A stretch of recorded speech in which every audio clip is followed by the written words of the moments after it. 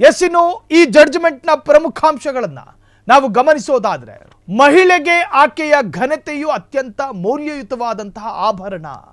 ಅದನ್ನ ಆಕೆ ಸಾಯುವವರೆಗೂ ಕೂಡ ಕಾಯುತ್ತಾಳೆ. ಈ ಮಾನ ಅನ್ನೋದಿದೆಯಲ್ಲ, ಆಕೆಯ ಮಾನ, ಆಕೆಯ ಘನತೆಯು ಅತ್ಯಂತ ಮೌಲ್ಯಯುತವಾದಂತಹ ಆಭರಣ. ಅದನ್ನ ಆಕೆ ಸಾಯುವವರೆಗೂ ಕೂಡ ಕಾಯುತ್ತಾಳೆ. ಸಂತ್ರಸ್ತೆಯ ಜೊತೆ ಪದೇ ಪದೇ ಬಲವಂತದ ಸೆಕ್ಸ್ ಹೇಯ ಕೃತ್ಯ, ಅದು ಸೈತಾನ್ ಮಾಡೋ ಕೃತ್ಯ. ಇದು ಕೊಲೆಗಿಂತಲೂ ಹೇಯ ಪಾತಕ ಕೃತ್ಯವಾಗಿದೆ. ಕೊಲೆ ನಡೆದ್ರೆ ವ್ಯಕ್ತಿ ಒಮ್ಮೆ ಸಾಯುತ್ತಾನೆ, ಆದರೆ ರೇಪ್ ಪ್ರಕರಣದಲ್ಲಿ ಆಕೆಯನ್ನ ಜೀವನದುದ್ದಕ್ಕೂ ನರಳಿಸುತ್ತೆ ಆ ಪ್ರಕರಣ. ಇದರಿಂದ ಆಕೆ ಪ್ರತಿ ಕ್ಷಣವೂ ಯಾತನೆ ಅನುಭವಿಸುವಂತಾಗುತ್ತದೆ. ಮನೆ ಕೆಲಸದವರು ಮತ್ತು ಇತರೆ ಮಹಿಳೆಯರ ಉಪೇಕ್ಷೆ ಸರಿಯಲ್ಲ. ಆರ್ಥಿಕ ಸ್ಥಿತಿ ಪರಿಗಣಿಸಿ ಅವರ ಮೇಲೆ ರೇಪ್ ಎಸಗುವುದು ಅತ್ಯಂತ ದುಷ್ಕೃತ್ಯದ ಪರಮಾವಧಿ. ಅದನ್ನು ಅಷ್ಟು ಸುಲಭವಾಗಿ ಬದಿಗೆ ಸರಿಸಲಾಗದು. ಅಂತಹ ನಡತೆಯನ್ನ ಸಾಮಾನ್ಯ ಎಂದು ಪರಿಗಣಿಸಲಾಗದು.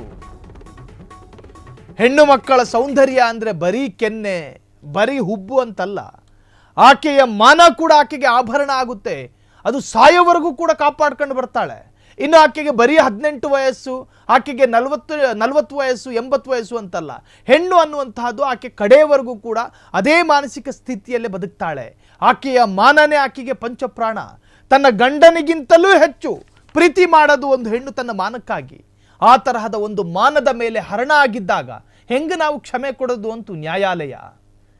ಒಂದು ಕೊಲೆ ಆದರೆ ಒಂದು ಬಾರಿಗೆ ಮುಗಿಯುತ್ತೆ, ಅದು ಆತ ಸತ್ತ ಈತ ಚುಚ್ಚುದ. ಆದರೆ ರೇಪ್ ಅನ್ನೋದು ಒಂದು ಹೆಣ್ಣು ಮಗಳ ಇಚ್ಛೆಗೆ ವಿರುದ್ಧವಾಗಿ ಆಕೆಯ ದೇಹವನ್ನು ಮುಟ್ಟೋದು ಅಂದರೆ ಅತ್ಯಂತ ಕಷ್ಟದ ಕೆಲಸ. ಅದನ್ನು ನೆನೆಸಿಕೊಂಡಾಗ, ಅದು ನೆನಪಾದಾಗಲೆಲ್ಲೂ ಕೂಡ ಆ ಸಂತ್ರಸ್ತೆಯ ಕಣ್ಣಲ್ಲಿ ನೀರು ಬರ್ಬೋದು. ಆ ಸಂತ್ರಸ್ತೆಯ ಮಕ್ಕಳೇನಾದರೂ ಆ ವಿಡಿಯೋ ನೋಡಿದ್ರೆ ಗತಿ ಏನು? ಮೊಲೆ ಹಾಲು ಉಣಿಸಿದ ತಾಯಿಯ ಈ ವಿಡಿಯೋದಲ್ಲಿ ಇರೋದು ಅಂತೇಳಿ ಎದೆ ಹೊಡ್ಕೊಂಡು ಸಾಯ್ಬೋದು ಮಕ್ಕಳು. ಸೊ ಇವೆಲ್ಲವನ್ನು ಕೂಡ ನ್ಯಾಯಾಲಯ ಗಂಭೀರವಾಗಿ ಪರಿಗಣಿಸ್ಕೊತು.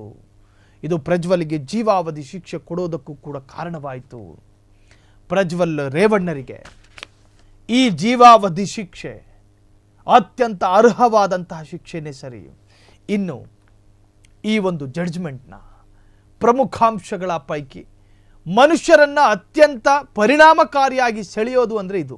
ಕ್ಷಣ ಕ್ಷಣದ ಸುದ್ದಿಗಳಿಗಾಗಿ ಫ್ರೀಡಂ ಟಿವಿ ಸಬ್ಸ್ಕ್ರೈಬ್ ಮಾಡಿ, ಲೈಕ್ ಮಾಡಿ ಹಾಗೂ ಫಾಲೋ ಮಾಡಿ. ಹೊಸ ಸುದ್ದಿಗಳ ನೋಟಿಫಿಕೇಶನ್ಗಾಗಿ ಬೆಲ್ ಐಕಾನ್ ಮೇಲೆ ಕ್ಲಿಕ್ ಮಾಡಿ.